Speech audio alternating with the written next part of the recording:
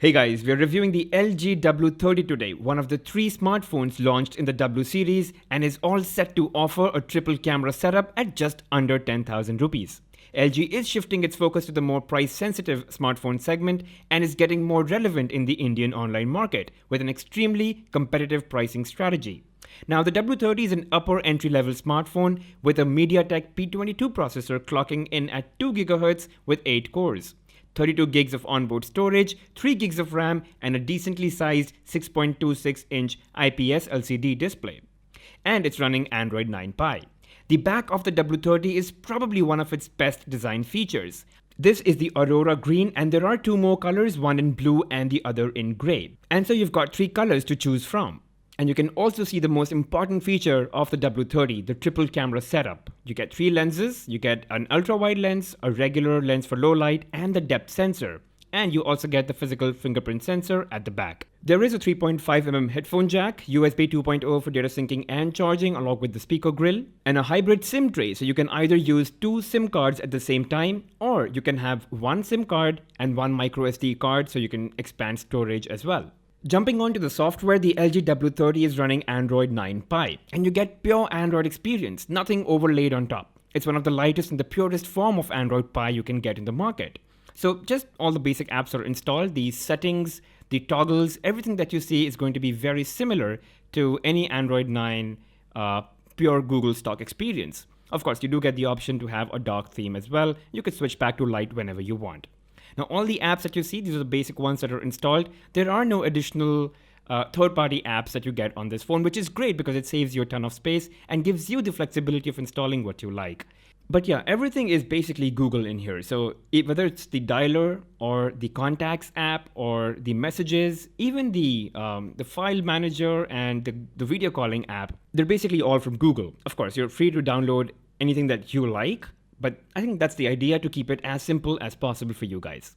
And now moving on to the display. You get a 6.26-inch HD Plus full vision display with a water drop notch design. And I honestly think that for the price point, this is a pretty phenomenal display. It's an IPS display, which are actually quite nice from a color reproduction standpoint because it's known for reproducing really natural colors and they're not too overly saturated. Now in terms of bezels, so on the top and on the edges, the bezels are quite thin. But when you look at the chin, it might seem a little bit more to you. But quite honestly, guys, when you start playing a game or watching a HD video, you really don't care much at some point because you're just so involved in a big screen and it immerses you that at some point in time, the chin doesn't bother much. But yeah, it's a decently sized screen and you would enjoy all movies that you watch on it. And it's a really bright display. I mean, it can go all the way down, but it can really crank up the brightness. So if you're someone outdoors a lot and you're in broad daylight, you're probably not going to have any readability issues. Another really interesting thing I noticed was that you can really change the notch design in three different ways. So the way you want your notch, it could be the default way or in a water drop shape, or you could completely hide the notch. So there are three options available for you. And guys, coming to the best part about the phone, the triple camera setup, all of this at less than 10,000 rupees. I think it's a pretty huge deal. So there are three lenses. One is a primary 12 megapixel lens with autofocus. It's basically for low light. A 13 megapixel autofocus lens for taking wide shots and a 2 megapixel depth sensor for those nice, beautiful shots with blurred backgrounds. And in the front, you get a 16 megapixel selfie camera. And here are some samples that I took using the regular 16 megapixel lens. And you can see that it really did a great job with the lighting, the sky, and the way it's balanced the light. Of course, all of these images can be downloaded, so there's going to be a link in the description below, so do check it out yourself. But again, look at the colors, they look so good. They're not washed out, unlike, a lot of other smartphones in this price range. Just the dynamic range has come out so well. Even indoor shots, they're really nice and bright. I love the way the colors have come out. And of course, depending on the lighting, there is auto HDR enabled on the camera. So, it's gonna balance the dark and the light portions of the picture to give the best output. And even when it got dark and, it got like a little evening-ish, the images were not grainy, and I really like that. And now let's talk about the second lens, which allows you to take wide shots. So if you open the camera app on the bottom right corner, that's what you need to press to switch into ultra wide mode.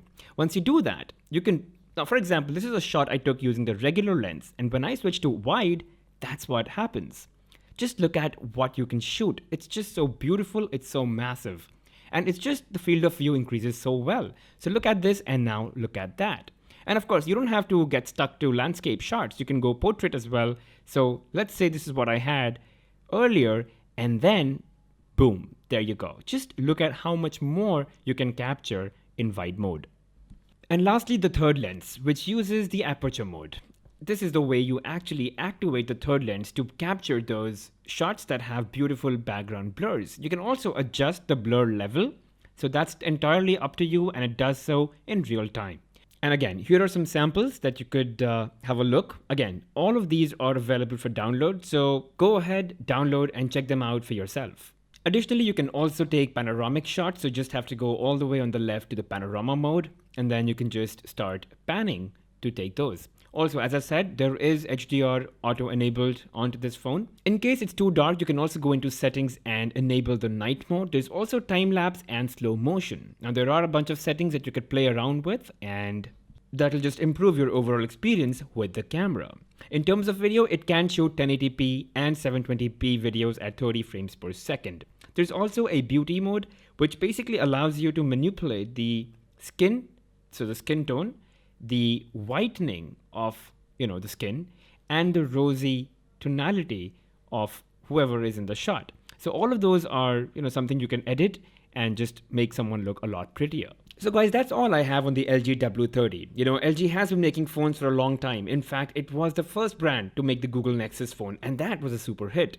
And now they're trying to get back in the competitive entry-level smartphone segment with features that are hard to match in a price band which is less than 10,000 rupees. And I think in this segment, if you're looking for a phone which is packed with camera features, the LG W30 is a great option. It may not be meant for performance or gaming, but it will do everything else along with a great camera experience.